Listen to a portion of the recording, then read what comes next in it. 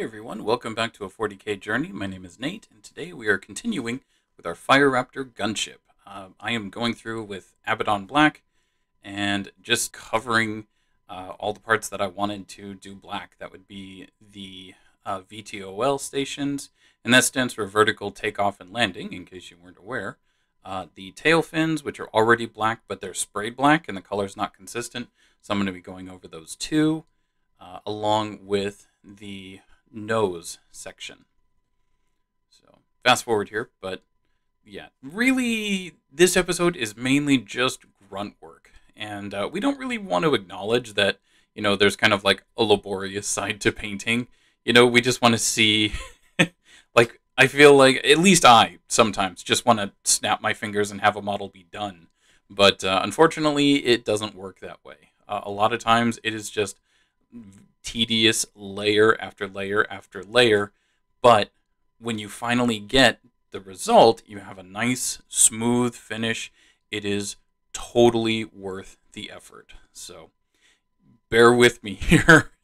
There's a lot. I'm going through the front section now, and all the other Fire Raptors I saw on like Forge World website and some other places, almost all of them had this front section blacked out. And if you look at modern aircraft, quite often you see that. Like the front nose section of the fuselage is painted a different color than the rest of the plane.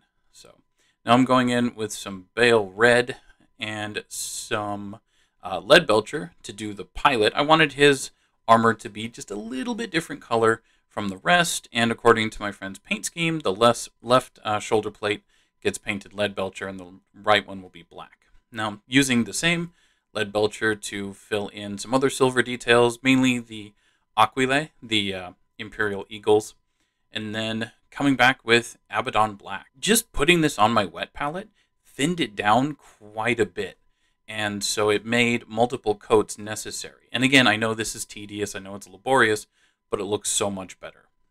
And you don't get texture, you know, you don't get brush marks. And using my Mephiston Red here to come in and fill in a couple of things that got painted over and do a little touch-up work. You know, it'll just stand out a little bit, but it'll be covered up with weathering and other parts later on. And again, looking at modern aircraft, sometimes you see them with, you know, a panel here or a panel there that's a slightly different color. So it's not completely out of the ordinary.